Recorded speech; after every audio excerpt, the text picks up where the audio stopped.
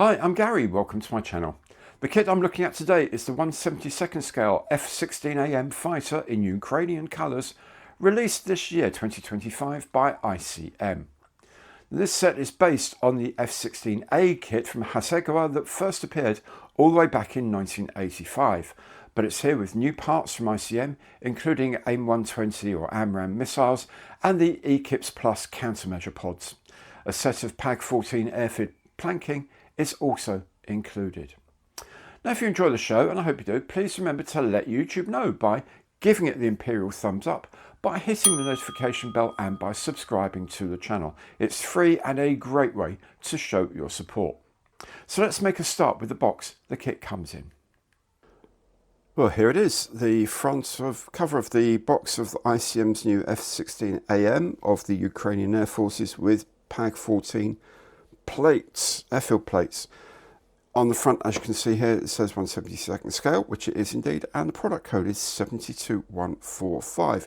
Nice image of the aircraft taking off from a remote field in Ukraine with an air-to-air weapons loadout. Of course, they're proudly Ukrainian, this kit having been produced during the invasion by Russia. So on this side, we have the information here. F-16AM fighter of the Ukrainian Air Force with the PAG-14 airfield plates. It points out that the F-16AM has IFF antennas on the nose. It has EKIPS Plus pods, AIM-120 missiles and the corresponding pylons for them, as well, of course, as AIM-9Ls.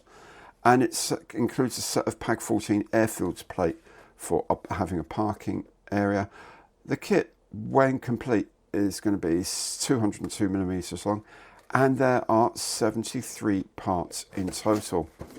On this long side, there's the layouts for two aircraft, 3596 and 3599 of the Ukrainian Air Force, which have been seen with this weapons loadout and therefore are the AM versions. Okay, let's have a look and see what we get inside the box for our money.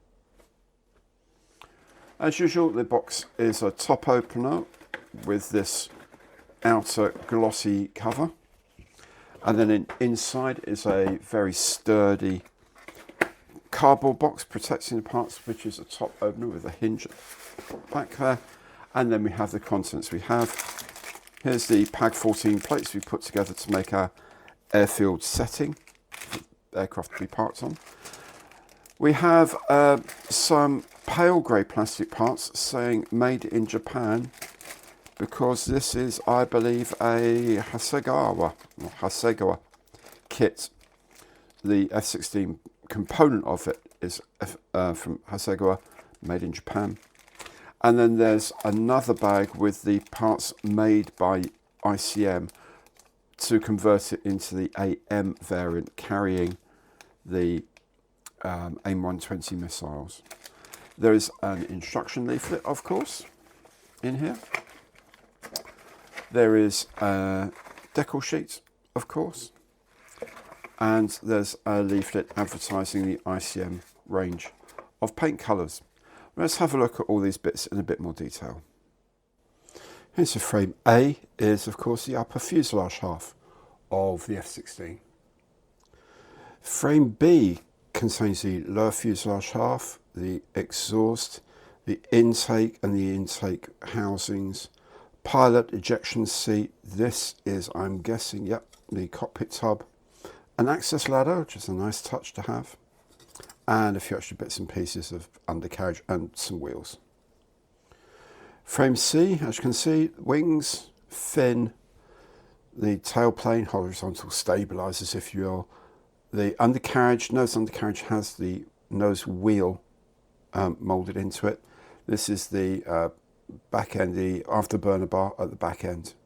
Another ejection seat for some reason, more bits of the undercarriage as well. And frame D, most of this is not going to be used. Not going to use these bombs, not going to use these two missiles here. These are the two sidewinders we are going to use. We're going to use some fuel tanks if you want central fuel tank and you want the underwing fuel tanks with their pylons. Otherwise, a lot of this is redundant. And finally, for the Hasegawa component, we have the windshield and the rear of the canopy section here, and the windshield can be posed either open or closed. The ICM component of the kit consists of two of these frames W, that's so. These have the AIM-120 missile launch rails. They have different underwing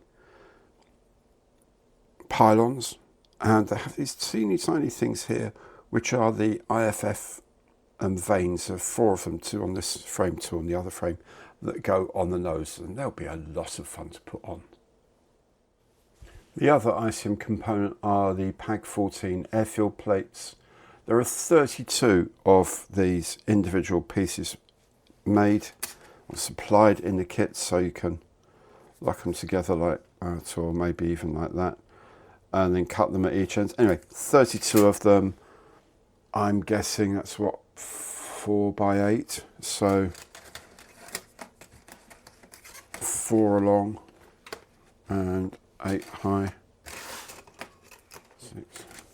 That's quite a sizable area. Yeah, I'll zoom out a bit. You can see sort of area that's going to cover, which is a pretty significant area you could do with that. So yeah, very good. If we look at the plastic here, it's got slightly shiny.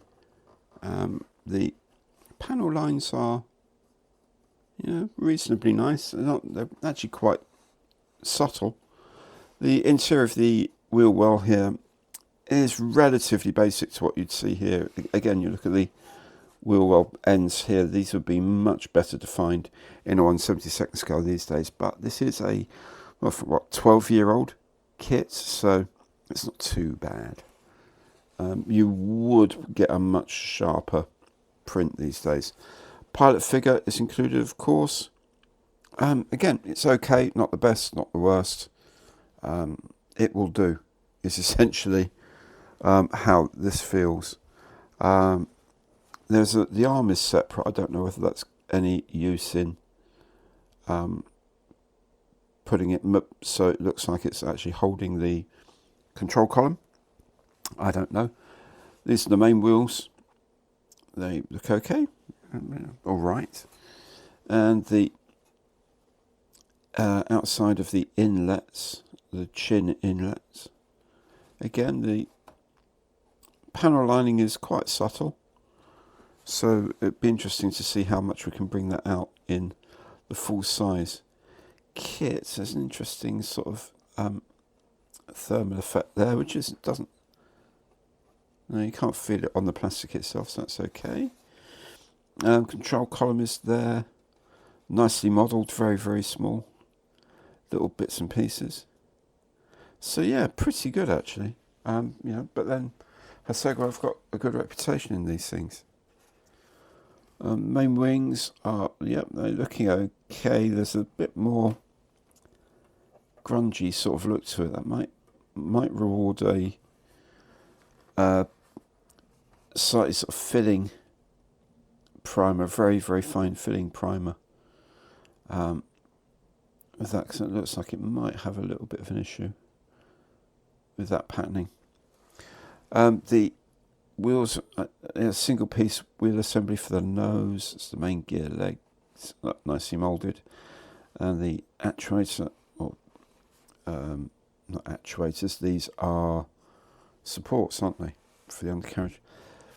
This is the afterburner bar, back end of the turbine for the aircraft. You're really not going to see that very much when it's done.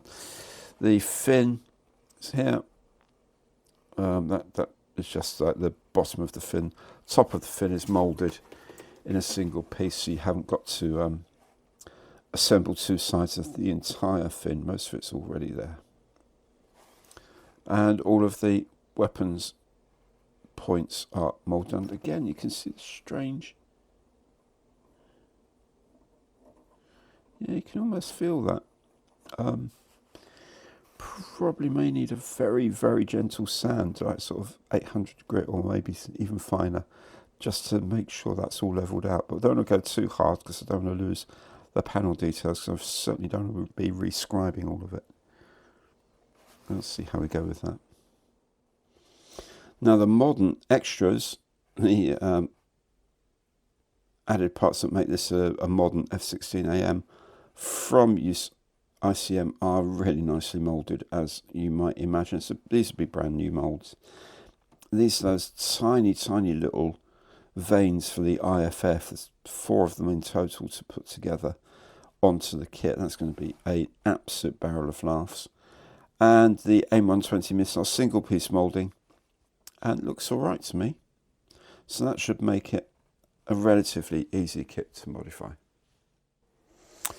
And here's the Decals sheet for the Ukrainian F-16AM. The 2 different serial numbers here, 3596 and 3599.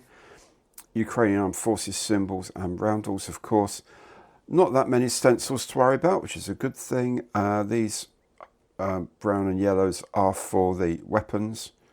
I guess these are refueling points or something like that. And of course there's some instruments for the inside of the aircraft. The colours look okay at first glance. They would be richer and more obvious were they screen printed rather than these are 4 colour printed, but they'll look okay. I'm sure at 1/72nd scale, I'm sure they'll be absolutely fine. But let's have a much closer look anyway. So here are all the instrument panels for the front end of the aircraft in the cockpit. Yeah, they look okay. I'm probably going to have the lid down on this one. If I put the pilot in, I'll have the canopy down. So the quality of these really isn't much of an issue. But even with the canopy open, I think they'll be quite convincing enough at this scale. I'm sure there's aftermarket you can get if you really, really want. The colours look okay. The colours are always slightly washed out, as I said, because this is 4 colour print, not screen print. Some of the colouring is a little wishy-washy, but strong enough, I think, once you've got some clear coat on it, to look okay. The quality of the print is nice enough. Again, for 1/72nd, I think that's probably more than adequate. The instruction leaflet, very simple. It's a full colour reprise of the box art here. Title, scale and kit number 72145. Here there's a history of the F-16AM, specifically the Ukrainian ones in Ukrainian and in English, and also some basic specifications in Ukrainian and English. The colour callouts are here in ICM's own paint range. These, of course, can be altered for other paint ranges, and you can either just substitute your own if you know the FS codes for these, or you can just convert these numbers into popular ranges. You can even do that somewhere on the ICM website as well. There's a translation of the icons used here, and then a QR code linking to the YouTube channel. Inside, we have on the first page the frame maps. And as you can see, you use most of the parts of the F-16 apart from these bits of weaponry. The other parts shown here are, of course, the W frames, the frames that ICM have added. Then here we start drawings. These look a little like someone else's drawings, frankly. They've got a different feel, so I don't know how much of this ICM has taken from Hasegawa or how much they've redrawn or what, I don't know.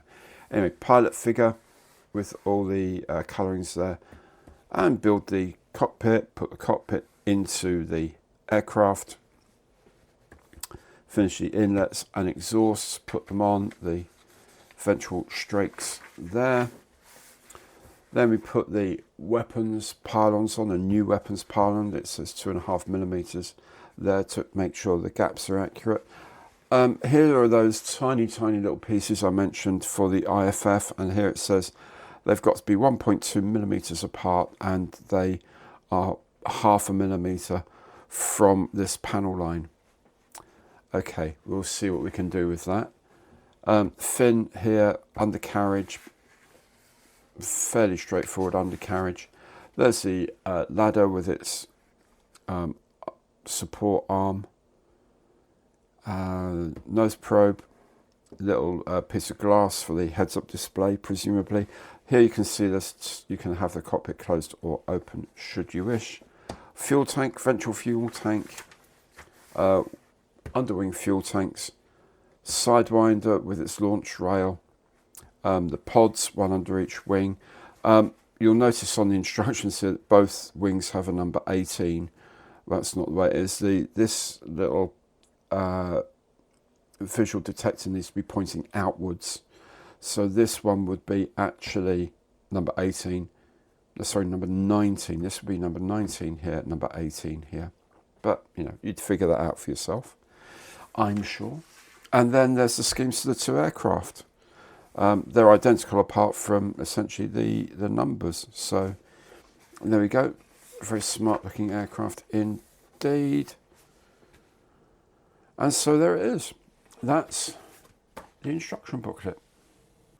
I think ICM have done well to grab the Hasegawa F-16 as a base for this kit, although their own new parts do put some of the original slightly in the shade. I'm pretty sure I'll be replacing those sidewinders, for example, and if you're doing an open cockpit, then some aftermarket for the seat and instruments could be very useful additions. However, the box does contain everything you need for a pretty decent model of the aircraft with a realistic display base. Now, if you enjoyed this video, and I hope you did, please let YouTube know by giving it the Imperial thumbs up, by hitting that notification bell and subscribing to the channel. Thank you so much for watching today, and goodbye.